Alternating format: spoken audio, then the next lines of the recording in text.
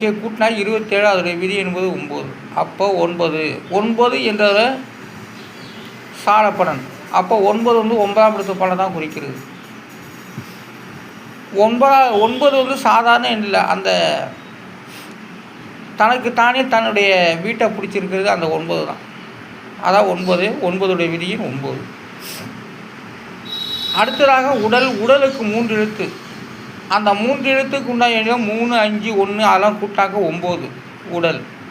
உடலுக்கு விதியின் 9 உடல் என்று சொல்வார்கள்.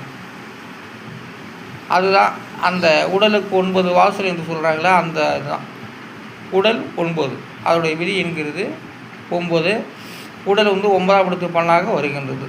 அடுத்ததாக வந்து காரத்துக்கு 3 எழுத்து.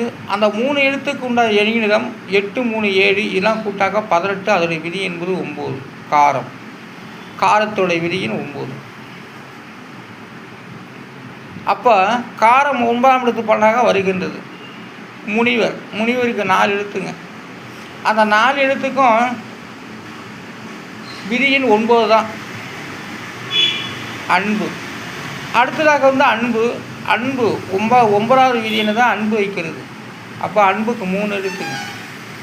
அந்த 3 எழுத்துக்கு உண்டான எண்ணிடம் 1, 3, 6 இதெல்லாம் கூட்டாக 9. அன்பு 10 6 10 அதோடைய விதி என்பது 1. அன்பு வந்து 1ஆம் இடத்து பலனாக வருகின்றது. அடுத்ததாக ஜாதிக்கு வந்து 2 எழுத்து. அந்த 2 எழுத்துக்கு உண்டான எண்ணிக்கையிடம் 1, 8 அதோடைய விதி என்கிறது 9. அப்போ ஜாதி வந்து 9ஆம் இடத்து பலனாக வருகின்றது. அடுத்ததாக யார் என்று சொல்லக்கூடியது 9வது விதி எண். அப்போ யாருக்கு வந்து 9 18 அதோடைய விதி என்கிறது கூட்டினா 18 அதோடைய விதி என்பது 9. அப்போது 9 வந்து 9ஆம் இடத்து பலன் பிதுர் பாக்கியஸ்தானத்தை குறிப்பிட்டு வருகிறது. அடுத்ததாக காலுக்கு 2 எழுத்து. அதுக்குரிய எண்கள் 8, 1 அதோடைய விதி என்பது 9. அப்போ காலுக்கு வந்து விதியின் 9.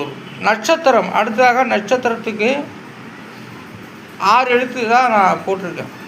அந்த 6 எழுத்துக்கு உண்டான எண்ணிடம் 8, 2, 3, 4, 3, 7 இதெல்லாம் கூட்டா 27. அதோடைய விதி என்பது 9. அப்போ நட்சத்திரத்தை எல்லாம் கூட்டாக்க 27. நட்சத்திரம் அப்படின்னு சொல்லலாம். நட்சத்திரம் அதுக்கு தான் 27. அதோடைய விதி என்பது 9.